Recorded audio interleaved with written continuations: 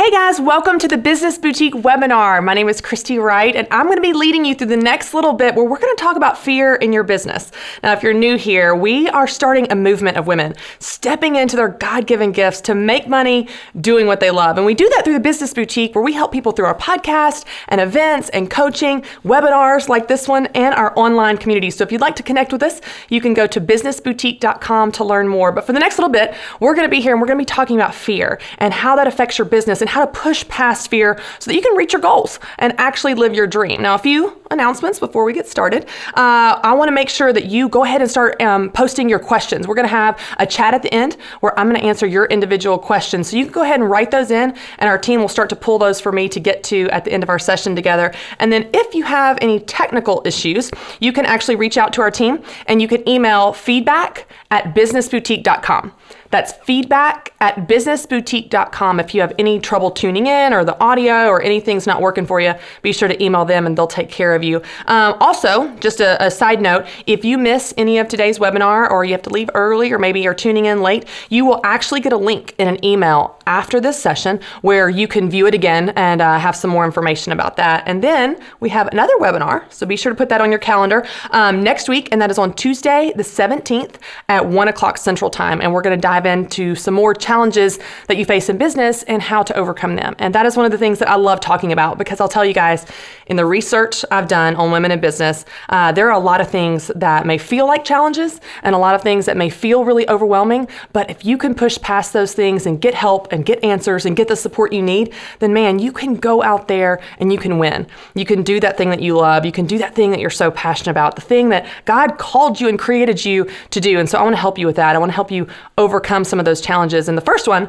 we're going to talk about today in our session is fear. So let's dive right into that.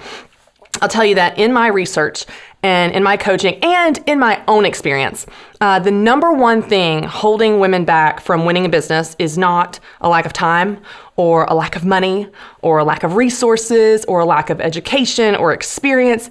It's simply fear. And if you go to my blog on businessboutique.com and you go in the search bar and you search the word fear, you will get tons and tons and tons of articles on this topic, because this is something I love to write about because it's something I experience every single day in my life.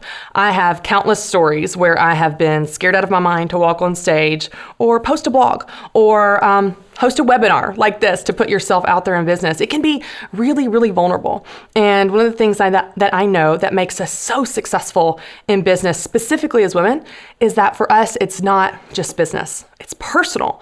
And so because it's personal, it can feel really scary sometimes. And so that's one of the things that we really struggle with, putting ourselves out there, or if you have a business, growing your business to the next level, or taking that risk, or making that jump, or launching that new product, whatever that is for you and your stage. A lot of times fear is the number one thing that holds us back. So I want to spend some time today talking about fear and how to overcome it.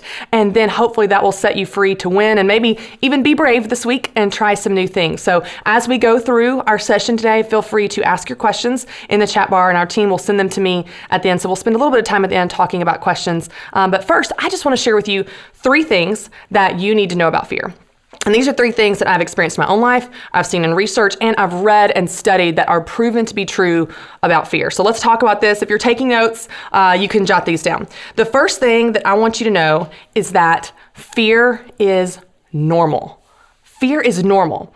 Now, I don't know about you guys, but I tend to think of the people that are super successful or celebrities or people out there winning in business, that they're not scared. They're like, it's a piece of cake. It's effortless for me, right? Like they don't get scared. But that's simply not true. What's interesting is that every level of success, at every level of business, you're going to experience some type of fear. And here's the thing. Fear is really normal, but most people think that fear is a bad sign. Right? Like fear is a red flag. It means turn back. This is a bad sign. You shouldn't do this thing. But that's why I want to make sure that you understand today that fear is normal. It's not a red flag. It's not a bad sign. Fear does not mean that you're doing something bad. It means you're doing something bold, and that's a good thing. It just means this thing matters to you, this business or this idea. It's important to you. So of course you're scared because there's something on the line, right? Like if you didn't care, if it didn't matter to you at all, if the outcome was insignificant, then you wouldn't be scared. But when there's something on the line, when it matters deeply to you, of course you're a little bit scared because you want it to work. You want it to fly. You want it to help people. So fear is a normal part of the journey at every level of success. In fact, it's interesting because this idea of being scared, of being found out, feeling like you don't deserve to do this thing. You know, one of the common things that I hear in my own life, in my own head, and the voices I hear, and the voices you probably hear are, who are you? Who are you to do this thing? Who are you to start that business? Who are you to coach people? Who are you to help people? Who are you to speak or write or start that business? And what's interesting is this whole idea of feeling unqualified to do this thing you want to do is a term that researchers coined in the 70s called the imposter syndrome. And you can find tons of articles on this idea of the imposter syndrome, but it's fascinating because it shows how normal fear is. It's basically living with this belief that you don't deserve your accomplishments, that you don't deserve to do this thing that you want to do. In fact, researchers believe up to 70% of people have suffered from it, and women much more often than men tend to suffer from it. And here's what's interesting. It tends to be a trait of the high achiever. So people out there on the front lines, moving and shaking and making a difference, they're the ones scared if they really deserve to be there. People sitting on the couch eating Cheetos and watching reality TV all day aren't really worried if they're good enough, right? Like it's people out there making a difference. People like you out there making a difference. Those are the people going, oh, I don't know, can I really do this thing? And so I just want to encourage you. Fear is normal. It's a normal part of the journey. And even if you conquer your fear of doing one thing, as soon as you try to do something new, as soon as you try to do something you've never done before, a new fear will creep up. I love how Joyce Meyer says it. She says, new levels, new devils. You know, I was scared out of my mind when I planned the first business boutique event. But then once I did it, and I survived, thank God, I wasn't scared to do the next one. I knew I did it once, I could do it again. But then it came time to write my book, and all these new fears crept up. And so every time you do something new, you're going to have new fears, and that's okay. You know, I love the example of even Kate Winslet, who's award-winning actress and beautiful, just full of grace. She's quoted as saying every time she'd go to a movie set, it's a new movie, she would say, oh, I'm going to be found out. I don't deserve to be here. They're going to kick me out of here. They're going to realize, oh, I've made a mistake in casting her. Yo, that's Kate Winslet has fears. Or Maya Angelou. She's quoted as saying, they're going to find me out. They're going to realize I'm a fraud. I'm not a writer. They're never going to let me do this again. Y'all, so if we just realize that even super successful people are scared, then it's okay. You and I are in good company. It's okay to be scared. It's okay when you realize that fear isn't a sign you're doing something bad. It's a sign you're doing something bold. It's a sign you're doing something that matters to you. And I believe it matters not only to you, but it matters to the world. So if you've got fear creeping up a little bit, it's probably because something really important is on the line. There are people that need what you have to offer. There are people that need to be helped by what your unique gifts and talents are. So just realize that fear is normal, and it's because it matters to you. That's a good thing. Now, the second thing I want you to know about fear is that as a generalization, women are more fearful than men. Now, I talked about how women tend to experience the imposter syndrome more often than the men, but I read something last week that stuck out to me, and it just jumped off the pages. So for those of you guys that are my friends and you followed me for a little while of my writing or my speaking, you know that I'm a new mom. I actually am on my second week back from maternity leave. Welcome back. It's been crazy already. But I have 2 young kids at home, and I have a 2-year-old and a 4-month-old. And so they're both boys, and I am obviously a girl and didn't have any brothers growing up. So I don't really know about boys other than my husband, who is, I learn about him every day trying to figure him out. But I'm reading this book called Bringing Up Boys, and this is not an endorsement for the book, but I read something fascinating and I want to read it to you. Here's what it says. It says, a recent study confirmed that girls are more fearful than boys. For example, they break sooner when riding their bikes. Now, isn't that interesting? Like someone studied who breaks quicker, boys or girls, when riding their bikes. I thought that's so interesting. Girls break quicker. They're a little bit more nervous, a little bit more cautious. They react more negatively to pain, and they try not to make the same mistake twice. Boys, on the other hand, are slower to learn from calamities. They tend to think that their injuries were caused by bad luck. Maybe they'll have better luck next time. Think of the implications of this, not just with children, of boys and girls, which if you have children, boys and girls are so different. but even as men and women, and the unique challenges, but also the unique opportunities that we have in business of how God specifically created and wired us as women to the marketplace, we have unbelievable opportunities. We're incredibly relational. We're great at customer service. We're great at details. We're incredibly perceptive and intuitive, and we have all these strengths that we bring to business that are very unique to us. But we also have challenges. And as a generalization, we break quicker than men do when it comes to business. We're a little more scared of risk when it comes to business. When we make a mistake, we try not to make that same mistake twice. I've written before about a speaking event that I had years ago that still haunts me to this day, clearly because I'm still talking about it, where I bombed. I absolutely bombed. And it haunted me. And I drove home from that speaking event bawling my eyes out in my rental car the whole way back to Nashville. And you want to know what I told myself on that drive? Never again. Never again will I do that. Never again will I make that mistake. Never again will I put myself out there to fail, to fall on my face, to experience that pain and that hurt and that rejection ever again, never again. As women, we don't want to make the same mistake twice. So sometimes we'll experience a mistake or a failure or a setback, and that keeps us from ever making any progress in business. Because as you and I both know, we're going to experience mistakes. We're going to experience setbacks. There will be people that reject you or your idea or your product or your service. There will be people, believe it or not, that don't like you. And I know that it hurts. And I know that business is personal. People can be mean. They're mean on social media. They're mean to me all the time. But you know what? That doesn't have to stop you from doing what God's called you to do. Because even though we're a little bit more scared than men are, even though we don't want to make the same mistake twice, if we want to succeed in business, we have to be willing to fail. If we want to succeed in business, we have to pick ourselves up, dust ourselves off, get back on the horse, and do the thing again anyway, even though it hurt, even though it embarrassed us, even though it scarred our pride. You have to be willing to fail if you want to succeed. I love the example of Babe Ruth, baseball player. For those of you guys who don't love sports, but Babe Ruth was known as the home run king. He was also known as the strikeout king. You can't be one without the other. You can't have a clear path in business that's only full of wins and successes. You're going to have some dips, you're going to have some failures, but don't let that create a fear in you to ever do anything new or ever try anything again. I look back on that speaking event 6 years ago and it seems silly to me that I would think to myself, never again. Thank God I didn't believe that. Thank God I changed my mind. Thank God I didn't let that happen. And I hope that if you've had a setback or you've had a mistake or a failure or something that embarrassed you, I hope that you don't let that define you. And I hope that you don't let that become the determining factor that keeps you from doing what God's called you to do, because there is no limit to what God can do through you. And in fact, there is the opening story in my book about that experience speaking where I bombed. So I'm writing a book now. God can use anything and turn it into good. And so I just hope that you can see fear as, even though we're more fearful than men as a generalization, you can still train yourself to step in that fear and do the thing anyway. And even if taking risks doesn't come naturally to you, you can do it anyway. You can just force yourself to do it. Let's be honest. Being quiet doesn't come naturally to me. But sometimes, for the sanity of everyone around me, I just got to force myself to do it.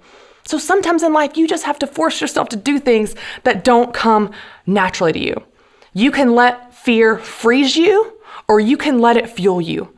You can let fear paralyze you, or you can let it propel you forward.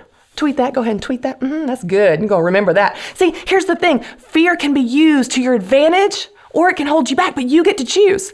One of the things that I'm a little prideful, and if you followed my writing, I'm sarcastic, but nothing fuels me more than someone telling me I can't do something. You want me to do something, just tell me I can't. Sit down and watch this. I get so fired up if someone doesn't believe in me because I just want to prove them wrong. We had a contest, actually, this was years ago here at our office, of a Christmas decorating contest per department. And I had this brilliant idea that I was going to create the ice skating rink from New York and Rockefeller Plaza on top of our cubes. So I was going to build an ice skating rink. And my leader, who was a little bit more cautious and probably just didn't want to deal with the expense or the headache of me and my idea, said, that'll never work. I thought, you just wait. He came in the next morning. I had been there all night creating literally an ice skating rink of Rockefeller Plaza for this Christmas decorating contest. Nothing fuels me more than someone telling me it won't work, it'll never happen. So I just want to encourage you, use that. If there's a voice in your head of fear saying you can't do that, it'll never work, say, watch me. sit down and watch me. And I want you to prove that voice wrong. So even if, it doesn't come naturally to you to be a risk taker or to push past your fear, just use that to fuel you and propel you forward. And then you're able to push past it and you can say, look what I did. I did it anyway. The truth is you don't have to wait until you're not scared to do the thing you want to do. You just do it scared. You walk out there anyway while you're scared, walk on the stage, post the blog, launch the product, ship the thing, whatever you need to do it while you're scared. You don't have to wait until you're not scared to do it. And the third thing that I want you to know, if you're writing notes here, is the antidote to fear is action. The antidote to fear is action. See, here's the thing about fear. The voice is in my head. It's always telling me I can't do it. So it torments me with these terrifying possibilities. Oh, you're going to create an event and no one's going to come. Or, oh, you're going to put that blog out and everyone's going to hate it. Or you're going to create this service and no one's going to sign up. Like it's all these, you're going to be embarrassed. People are going to laugh at you. They're going to mock you. They're going to rip apart your book. Fear has this arsenal of threats to taunt you, right? Like it's always these terrifying possibilities of what's going to happen if you do the thing. So just do it. Do it anyway. Because as soon as you do it, fear can't torment you with all these terrifying possibilities of what's going to happen if you do it because you did it. And guess what? You survived. So the antidote to fear is action. Take action. Step into that fear. Put that thing out there. Move forward anyway. Now, it may be overwhelming if you've got this big business idea and you think, I want to change the world and I want to end hunger, or I want to, open 15 storefronts, or I want to launch an online subscription-based fitness coaching community. You may have some really big dreams and that may seem overwhelming. Just take one step. Take action on one step in that direction. So instead of getting overwhelmed by launching a huge blog and online community, just launch one blog. Write and post one 300-word blog. Or instead of getting overwhelmed by opening, 15 storefronts, just focus on getting inventory to make one sale. If you want to open, if you want to sell hair bows, sell one bow. If you want to open an Etsy store, sell one product. Take one tiny step in the direction of your dream, and then here's what you'll find. The moment you take that step, not only will your fear lessen because you're doing the thing, but that success will give you confidence and it will fuel the next step. The confidence you gain from doing that one tiny step will fuel the next step, and then the second blog, and the third speaking engagement, and the fourth book, and the fifth product, and on and on and on. One baby step after another, you are moving in the direction of your dreams. So the antidote to fear is action. Take action on your dreams. Even if it's one tiny baby step in that direction, I promise you that will fuel you to take the next tiny step. And remember, don't wait until you're not scared to do the thing you want to do. You just do it scared. You just do it anyway.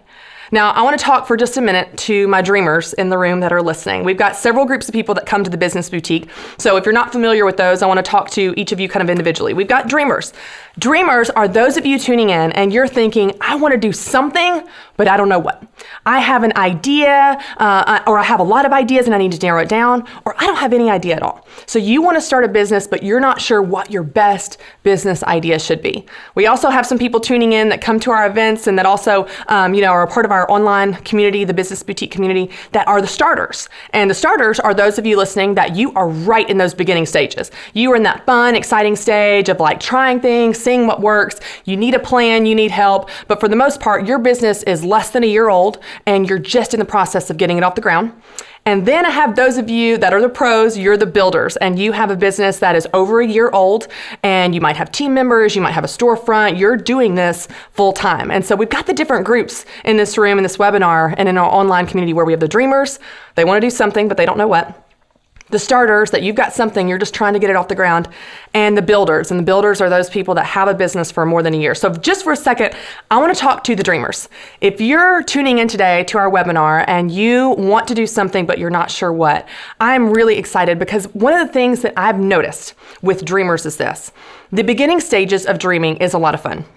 It's full of possibilities and hope and excitement. You're like, well, I could do this, or I'm really good at this, and I have education in this, I have a background in this. It's really, really, really fun and exciting stage. But that stage can also be really overwhelming. It can be scary. Like, what if I choose the wrong thing? Or what if it doesn't work? Or what if my idea is a bad one? Or what if there's no way to make money at this thing? What if someone's already doing it and they're doing it better? When you're in the dreaming stage, it's pretty vulnerable because you don't have that thing yet and you don't have anything yet to stand on, but you want to do something. And that desire in you is real. And the passion and the possibility and the potential that you have for a business to bring your gifts to market is real. And the market needs you to. And even though it can be lonely, and even though it can be overwhelming and scary sometimes, I'm really excited because I have an invitation just for you.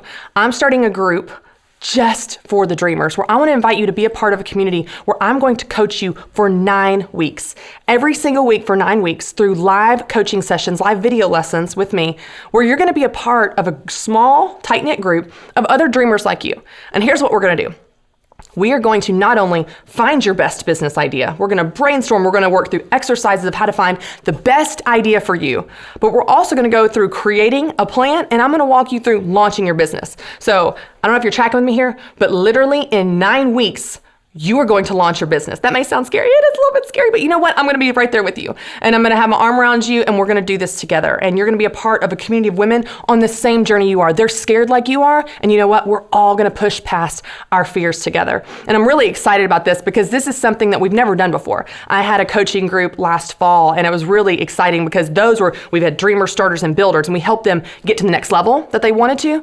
But with this group, for the dreamers, it's specifically for you. Like, we are customizing everything for your unique needs of finding your idea. So it's going to be 9 lessons. We're actually going to launch it in a couple weeks, and you're going to walk step by step through my plan of identifying what your best business idea is and creating your plan and launching your business in that time. You're going to have access to me. You're going to have a Q&A session at the end where I'm going to answer your specific questions. Of course, you're going to have accountability. You're going to have this awesome network. We're going to have homework every single week to help you keep making progress in between our lessons. And then, of course, you're going to have a supportive online community where these other women, we're going to encourage each other and cheer each other on towards your dreams. And it's going to be really fun to see, y'all, in 9 weeks, we're going to have all these businesses launched. Like, think of the impact in the marketplace. Think of the impact when you're serving people well because you stepped into your fear, you took action on your idea, and you're actually making progress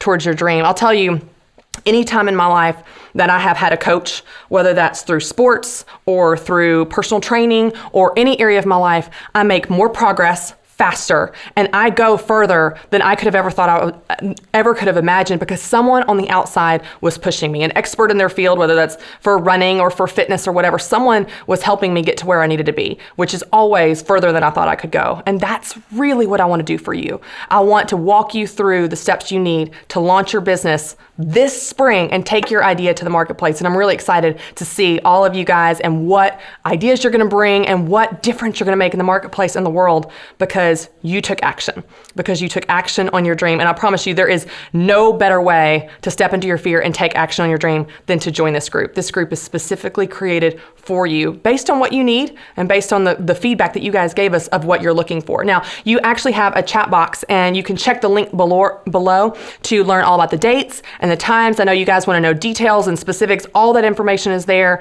where you can get more information about how to get started. And registration will actually close at the end of this month. And then we will start our group in February. And y'all, by April, you're going to see all these amazing businesses out there as a result of this group. So I'm really excited to see the energy and the unbelievable innovation and ideas that you guys bring that we're gonna take to market, and we're gonna make a difference. So I'm looking forward to that. If you have any questions, feel free about that to put them in the chat bar for our team about the specifics of our coaching group. And then we're going to dive in now to our question and answer session where I'm going to answer your specific questions about fear, about business, about the business boutique, or anything else you need. So feel free to put your questions in the chat box, and then we'll dive right in. We've got our questions here. Let's see. Let me pull these up. My team is bringing them over to me, which I appreciate. All right. So we've got a question here from Beth. We have relocated due to my husband's job. My business in my previous location was successful because of word of mouth marketing, which is really common. That makes sense, Beth.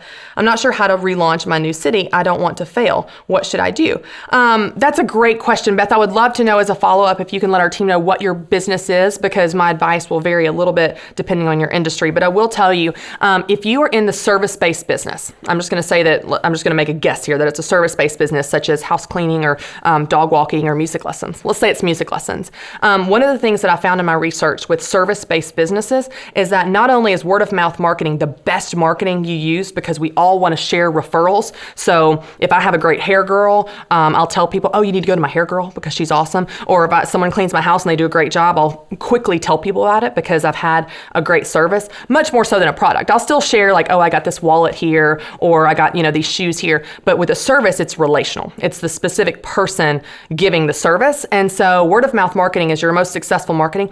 Your the best probably first step that you could take is find a couple key ways to get in. So if you have music lessons, how can you get in with the local schools and build a relationship with their band director or, the strings department or the music teacher there? Start to build those relationships, give out cards, pamphlets, maybe you sponsor a breakfast, get to know them. And once you get in with those few key people, like a music teacher, then they're going to spread the word to all of the families and all the kids in their classes. They've got that one kid that's just terrible at trombone. They're like, here, you need my friend Sally's music lessons because you're really struggling on the trombone. Okay, you can't be in my band unless you get a little bit better. So best thing you can do is find some key relationships, get in the door with them, and then that will help you start to build your base in this new city. So if it's service-based business, that would be my best advice. I'm assuming that it probably is, since you're saying word of mouth marketing. If you're not, I don't know, I'm gonna wait for my team to back me up here and then they can let me know if it's something else. So I hope that helps, Beth. Question from Lori. I attended Business Boutique event in Nashville and loved it. Thank you, Lori. Love it. One of the things I need help with is the concept of trademarking. Any advice on what to do or not to do? Here's the thing with trademarks, copyrights, and patents. I'll tell you, Lori, the kind of the baseline advice that I give is that it's optional. If you have something really, really, really unique, it is super different, you don't want anyone to use it, you can go about trademarking it. The place that you would go to find out information on trademarks, copyrights, or patents is the USPTO.gov website. That's US as in United States, P is in patent, T is in trademark, organization, O is an organization, .gov website. And it is more information than you could ever want to know. I've been there and read about it, and it's kind of, you want to pull your hair out in the process, but it will walk you through getting a trademark if you want to. The good thing about trademarks is they're very easy to file for. If it's a specific block of text or specific name, you can search to see what's existing there, if there's an existing trademark on that title that you're trying to use. And you can also file for yours. Same thing with copyright. You can find out all the information about that stuff there. So USPTO.gov, and you just select trademark and it'll walk you through it step by step. You can just ignore all the other 5,000 pages of information that you don't care about, but just walk through that if you want to. It's not hard to do, but again, it's totally optional. It's not something necessary in your business unless you just have something super unique that you need to protect. So I hope that helps. A lot of times things like the business side of things, y'all, tends to overwhelm us, and more often than not, we don't have to do those things. You don't have to have a patent. You don't have to have trademarks and copyrights. You don't have to be an LLC. There's so many ways to win in business, and you don't have to worry about those things until you're just like really, really, really big. Like your business is just huge. So getting started, don't let those things hold you back. Question from Aaron. How can I overcome the fear of pricing? I make felt flower decor and I never feel like I can price it high. I feel like it's not good enough or that people will laugh and think I'm crazy for pricing my items on the high end of the market. I'm about to reopen my Etsy shop and I've been calculating and recalculating prices. How can I make my prices go up enough to make a profit I need without burning out? Aaron, and this is for all of you listening, this question about pricing is a great one. So if you're listening, this applies to all of you, even if you're not making felt flowers. So here's the thing. There are a wide variety of variables that you need to consider when you're choosing your pricing. And so that would be your cost of goods, the actual cost of the felt in your case, or any buttons or a thread, anything you're using, your other expenses to operate your business that you're considering, your time, how long it takes you, the quality, like is it really good felt or is it kind of cheap felt? If you're doing leather, is it nice leather or cheap leather? The quality of the materials of the product would determine that. your location, if it's in-person retail. If you're just online through Etsy, then location doesn't apply to you. What the market will bear and what your competition's charging. So you can look at your competition and see kind of what the range is for something similar, and then what the market will bear. So that also helps you determine like what is the range. So if you sell pies, most often a pie would be $10 to $40. You're not going to want to sell a $200 pie. So if you find that the price that you need to charge based on those variables is outside of what the market will bear, it's higher than that, then you need to find a way to cut costs. You need to buy it at bulk, buy it wholesale. You need to get faster. One lady that I coached, she made purses, okay, in her craft room at her house. They were like handmade cloth purses. And so I was coaching her and walking her through these variables, and she really locked in on the time variable, like how many hours it took her. And she said, okay, I'm with you, totally get it. It takes me 30 hours to make one purse, and I want to earn $20 an hour. So do you think that someone would pay $600 for one of my purses? And I said, no. No, I do not. No, I do not think that someone's going to pay $600 for one of your purses that you made in your attic turned sewing room. Now, of course, I said a little nicer than that, but y'all, let's get real. Like, unless your name is Kate Spade or Tory Burch, no one's paying $600 for your handmade, homemade, Etsy sold purse. Like, we've got to be realistic about what the market will bear. And so when you look at that, then it's on you to find ways to cut your costs, reduce your time, become more efficient, buy in bulk, buy it wholesale, that type of thing, so that you can get your price point down. It can still be on the higher end. Don't apologize for being high priced. You're going to attract the right customers that are willing to pay the price you charge for the product or service you're selling, but it still needs to be in that range. If you're selling a purse way outside the range, then there has to be something super different about it. If you're selling a $100 pie, that pie better make me lose weight or something. It better do something amazing if it's going to be way outside the range. So it's on you to kind of get it down within that range. But once it's there, don't apologize for pricing on the high end. You serve people well through your products, your services, your customer service. Identify what makes you different and leverage that in your marketing and branding. And then you will, by your product and by your pricing, attract the right customer that wants what you have to offer and they're willing to pay the price you charge. And then the sale is natural. You're not having to twist their arm. There are people that won't pay to come to a business boutique event because the price is too high, and that's okay because I know the value's there. We're not going to give it away for free because we can't run our business that way, and we know the value's there. And so when you understand what that sweet spot is, then you can unapologetically price your product there and be really proud to talk about it and not feel guilty. So I hope that helps, but that is a struggle that a lot of us have. And if you need more resources, any of you, on pricing, feel free to search price or pricing in the search bar at businessboutique.com, and I have tons of articles on that. Love teaching about that and there's a lot more I could walk you through about that than in this 5-second version. But that's definitely a struggle with a lot of us in business, and it doesn't have to be. You can price your products in a way that you're proud of. So I hope that helps. Well, I'm 1 minute over. I'm sorry. We are out of time. Guys, thank you so much for tuning in. Again, we have another webinar next week on Tuesday at 1 o'clock, and we'll be talking about some more challenges that you experience in business, and we will also be taking your questions and answering them at the end. And of course, if you want to join our coaching group, I would love to have you there. This is going to be a really special community where I get to walk with you one-on-one and customize plans for you, answer your specific questions, and brainstorm with you and help you not only come up with your idea, but launch your business, where in just a few months, you're going to have a business out there. You're going to be doing the thing. And that's a promise that I will honor and make sure that it happens. So I'm excited to see you there. If you need to know more, you can find more in the link at the bottom of the chat box or in the email you receive after this session. Thanks so much, guys, for giving us 30 minutes of your time, of your busy day, and hopefully see you next week. Thanks, guys. Bye.